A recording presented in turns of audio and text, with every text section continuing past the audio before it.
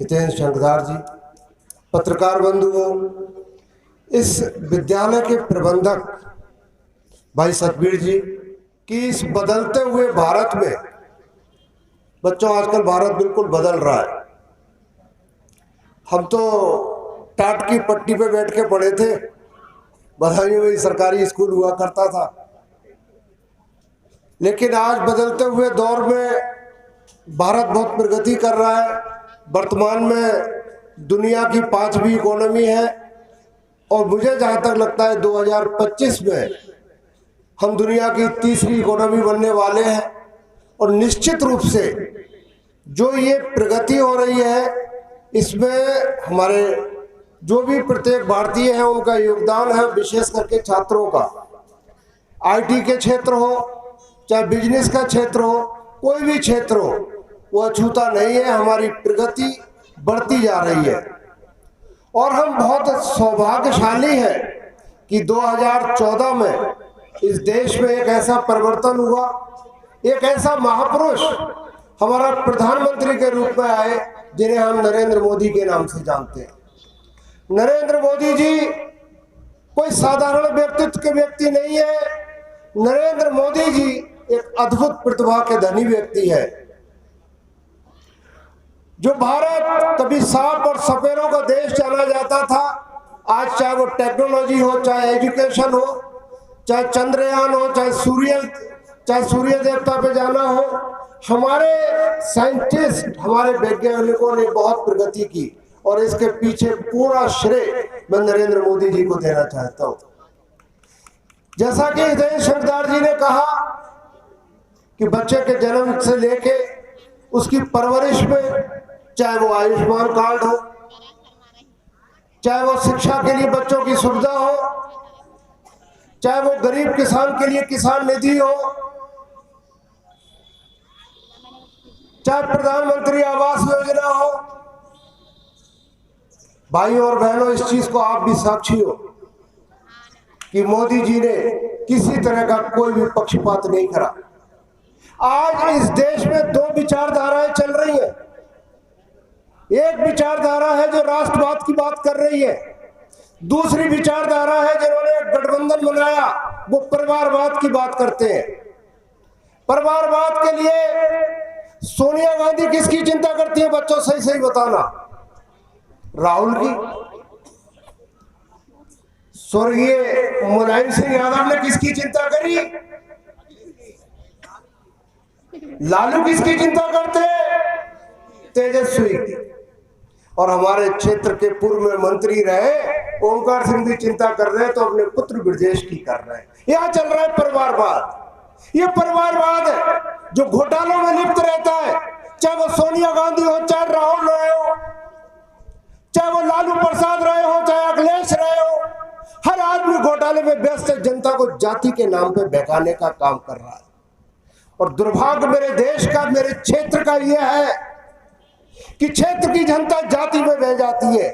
अरे भाइयों और बहनों, वो अपने परिवार की चिंता कर रहे हैं तो आपको भी अपने परिवार की चिंता करना चाहिए, उनसे सीखिए। लेकिन दुर्भाग्य आप जाति के नाम पे बह जाते। यादव है, वो सोचता है चलो हमारा यादव पढ़ो, हम यादव को वोट दें। पंडित जी है तो पंडित जी दे रहे हैं, पंडित जी को वोट। लेकिन आपकी जाति के नाम पे आप तो बह गए, आपको कुछ नहीं मिला। अभी पिछले दिनों समाजवादी पार्टी ने टिकटों का वितरण किया लोकसभा में।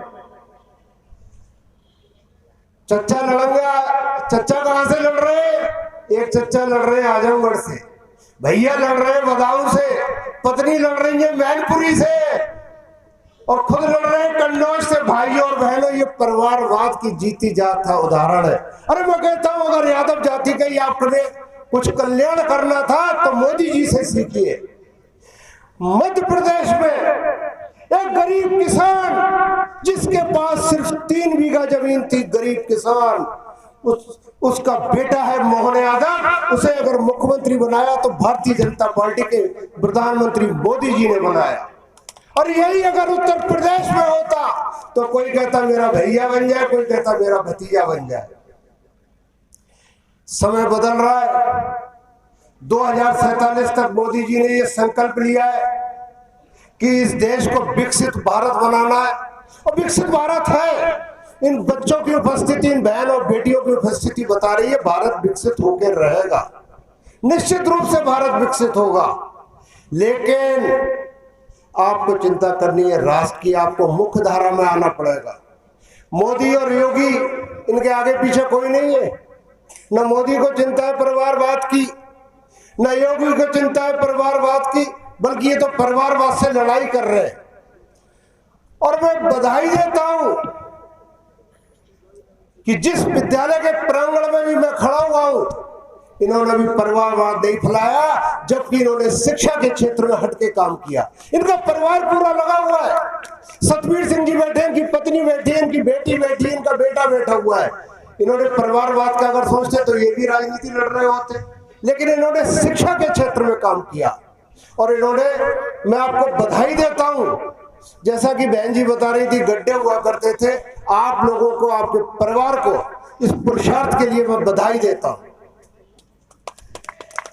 और मैं निश्चित रूप से उम्मीद कर रहा हूं इस बदलते हुए भारत में हम और आप बहुत, आज स्मार्टफोन बटेंगे, हमें भी स्मार्ट होना है, हमें जातियों में नहीं रहना है, हमें राष्ट्रवाद के साथ जुड़ना है। हमारा संकल्प एक होना चाहिए कि कैसे हमारा देश, हमारा प्रदेश, हमारा जिला, हमारा क्षेत्र प्रगति करे। और जिस दिन आप ये सोच लेंगे, उस प्रगति को कोई नहीं रोक पाएगा। बच्चों को संदेश देना चाहता हूं, बच्चों जीवन में बड़ा आशावादी होना चाहिए। हर चीज संभव है, असंभव नाम की कोई चीज है ही नहीं मेरी डिक्शनरी में। अगर आप ये सोच लें, अगर आप ये संकल्प ले लें, मेरी कंपनी में एक चार्टर्ड अकाउंटेंट है, तो मैंने उससे ये पूछा कि बेटा तुम्हारे पिताजी क्या करते हैं? बोला ऑटो रिक्शा चलाते हैं। तो वो एक ऑटो रिक्शा चालक का बेटा चार्टर्ड अकाउंटेंट है। एक मजदूर है, उसका बेटा एक IAS अफसर बना। तो आप लोग भी बन सकते हैं, लेकिन आपको संकल्प लेना पड़ेगा, आपको दिमागी रूप से मजबूत होना पड़ेगा। और ये बिल्कुल सही कहा, अभी स्मार्टफोन बटे हैं, आजकल इस पे गेमिंग चल रही है, लॉटरी चल रही है, पता नहीं क्या क्या चल रहा है। बच्चों, इसको सदुपयोग ही करना। कई बार कई हैकर्स ऐसे होते हैं, आपके फोन को हैक कर लेंगे, आपको ब्लैकमेल करेंगे। तो इन चीजों से भी आपने बचना है। स्पेशली बहन और बेटियां इस चीज पे बड़ा दिमाग से अननोन कॉल ना उठाए और बड़ा संयम से अपने आप को रखें। आज योगी जी का, उत्तर प्रदेश की भारतीय जनता पार्टी के सरकार के स्मार्टफोन वितरण कार्यक्रम में मैं उन सभी बच्चों का बधाई देना चाहूंगा जिन्हें स्मार्टफोन मिलेगा। और कई बच्चे ऐसे जो रह गए होंगे, उनके लिए शुभकामनाएं करता हूं, उन्हें अगली साल, अगली बार मिले। और मैं पुनः सतबीर जी और बहन संतोष जी का हृदय से आभार व्यक्त करता हूं कि मुझे उन्होंने आज मुख्य अतिथि के रूप में इस विद्यालय में बुलाया। जय हिंद, जय भारत।